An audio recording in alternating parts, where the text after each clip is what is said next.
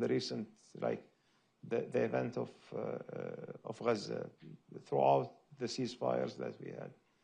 In many occasions, we were talking to both parties, taking their concerns in consideration. And, you know, also like our position, for example, that with Israel is not like, is not the best position, because for us, they are still occupying an Arab land, and they are not giving the Palestinians their right. But we never dealt with them in an unfair way.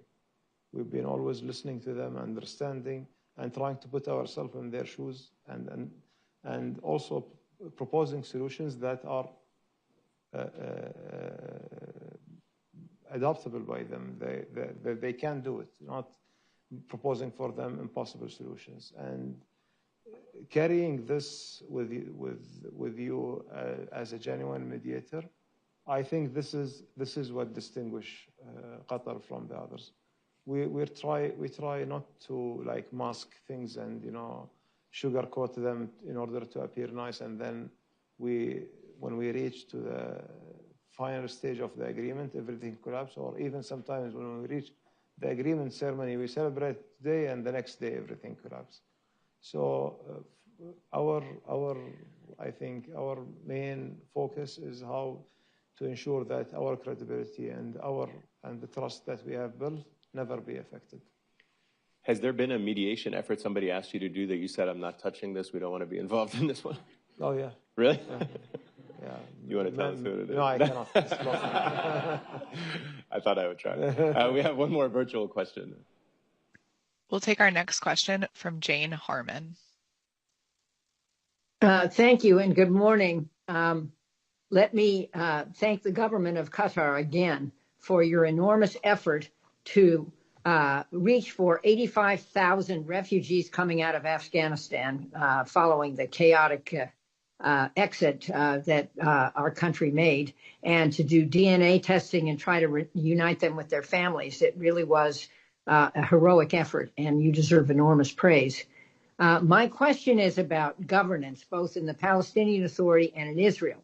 I don't think you've addressed this, but what are the chances that with Mahmoud Abbas's advanced age and the corruption of his government, and with Bibi Netanyahu's far-right coalition, that we might see a transition in both areas, and that might lead to a quicker resolution of certainly what many of us support, which is a path to two states?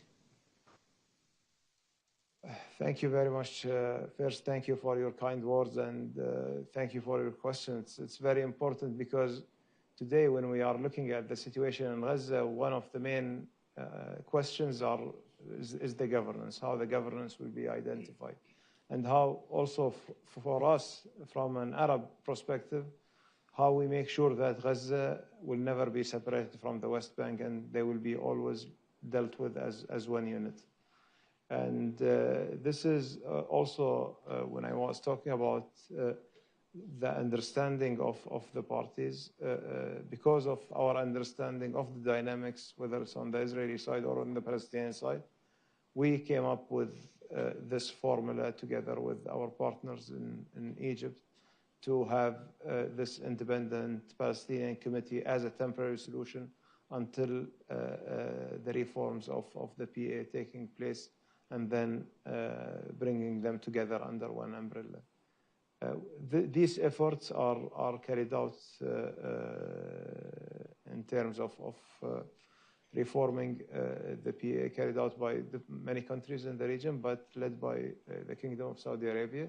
And it's been progressing, and we are working very closely with them. I think that the Saudi-French plan that been announced during the United Nations General Assembly put clear milestones for the reformation that the Palestinian Authority needs to do. And I hope that this will follow course. And even within President Trump's 20 points plan, we have that the governance will be, the governance of Gaza will be temporary until the PA reforms and become ready to resume their role and to assume their role in the Gaza Strip. Okay, can I follow up on that real quick and ask, why doesn't Israel release Marwan Barghouti, somebody who Palestinians agree could be a force for change, a catalyst for change, somebody who is well regarded. They've released people who have much more longer prison sentences, much more, quote unquote, blood on their hands, as they say, about Palestinian prisoners. But why would they not release somebody who can be a catalyst for the change that could herald in a new era of governance? And maybe just a quick follow-up on that as well is, why would Arab countries, the Gulf countries, help rebuild Gaza or help rebuild the West Bank if Israel can come in every couple of years with impunity and bomb it and no accountability?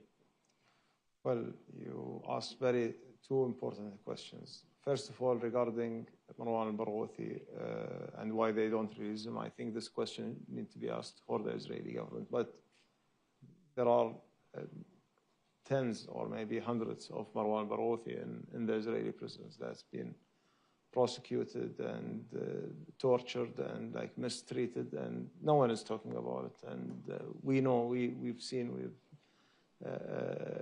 we had all the reports that's coming out of these prisons that some of them are being imprisoned without even trial, and they need to be released. But the Israelis, they have their own calculations and when it comes to the release. And for example, when the hostage deal was reaching to the finish line, I remember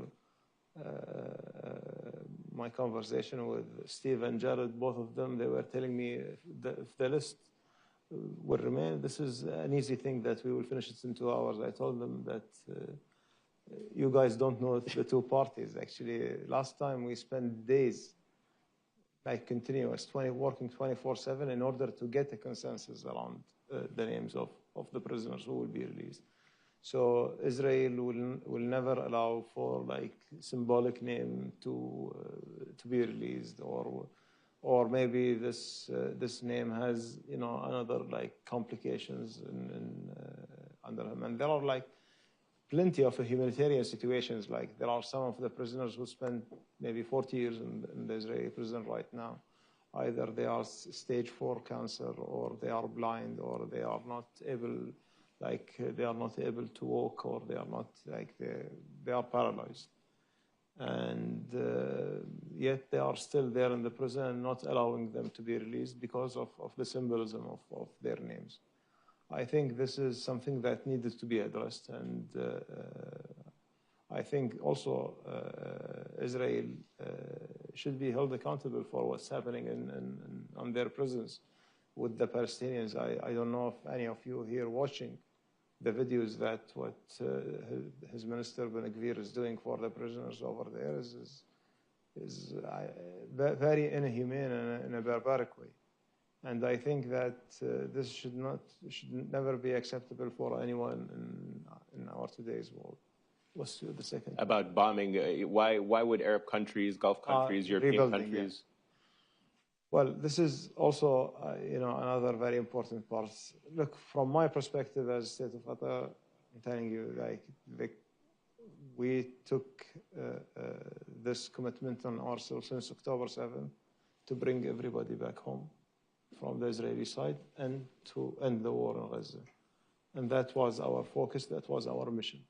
We focused on that and making sure throughout the process that even when we reach the destination, there is a smooth transition.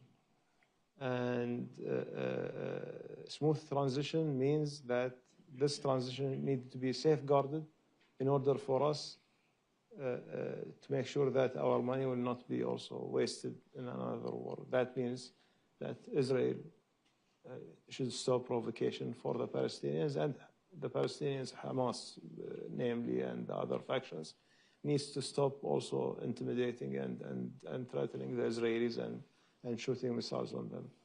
I think once we reach the formula of the confidence building measure between the two parties, and making sure that this will not be repeated again, and making sure that the U.S. also stay focused on that.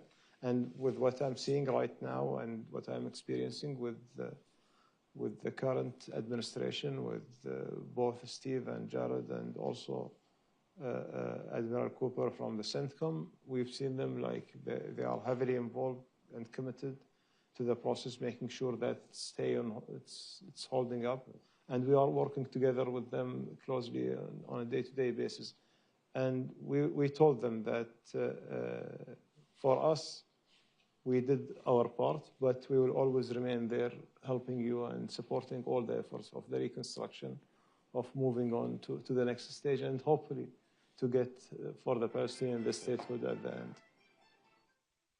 This gentleman right here has had his hand up. Thank you very much.